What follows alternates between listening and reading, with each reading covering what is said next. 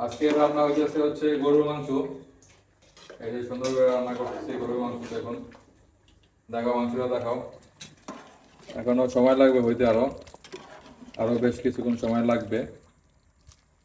আর সাথে হচ্ছে মাছ ভাজবো। মাছ ভাজার তেলটা গরম দিছি। বিসমিল্লাহ। এটা হচ্ছে একদম টাটকা রুই মাছ, ফ্রেশ। রান্না হয়ে গেছে গরুর মাংস, এখন বাড়িতে করে বাড়তেছি। এটা এখন কত সুন্দর কালার হয়েছে। হ্যালো এভরিওয়ান, আসসালামু আলাইকুম। আজকে হচ্ছে শুক্রবার, সবাইকে জুম্মা মোবারক। আর শুক্রবার এই জন্য আসলে গরু মাংস রান্না হয়েছে। দেখি কি অবস্থা। রান্না করার পরে এখন টেবিলে আইনা বসছি, কারণ খেয়ে দেখবো টেস্ট কেমন হয়েছে। কালারটা তো দেখতে মনে হইতেছে যে খেতে অনেক মজা হবে। তো ফার্স্ট টাইম গরু মাংসটা ট্রাই করি। একদম নরম হয়ে গেছে, অনেক গরম, ধরতে কষ্ট হয়ে গেছে, এত গরম।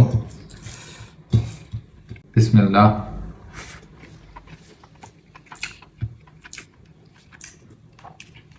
গরু মাংসটা অনেক বেশি মজা হয়েছে। অনেকদিন পরে এত মজার একটা গরু মাংস খাইতেছি। মশলা, ঝাল একদম সবকিছু পারফেক্ট হয়েছে।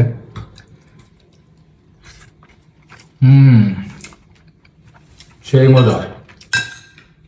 সাথে যে টমেটো সালাদ, গরু মাংসতে টমেটো সালাদ দেখাইতে অনেক বেশি মজা লাগে। এখন হচ্ছে একটা রুই মাছ ভাজা নেব।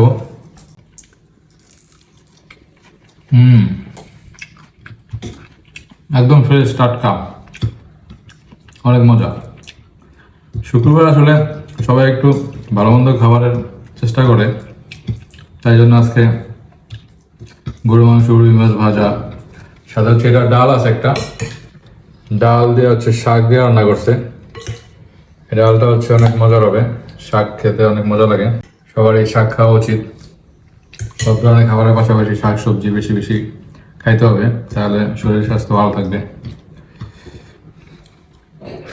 ডালটা অনেক মজা হয়েছে। আজকে প্রত্যেকটা খাবারে অনেক বেশি মজা হয়েছে। তো এই ছিল আজকের শুক্রবারের বাসায় রান্না করা এবং খাওয়ার ভিডিও। সবাই ভালো থাকবেন। দেখা হবে পরবর্তী কোনো ব্লগে, পরবর্তী কোনো ভিডিওতে। আর আমার ভিডিওগুলো যদি ভালো লেগে থাকে তাহলে অবশ্যই লাইক, কমেন্ট, শেয়ার করে দেবেন। সবাই ভালো থাকবেন। আল্লাহ হাফেজ।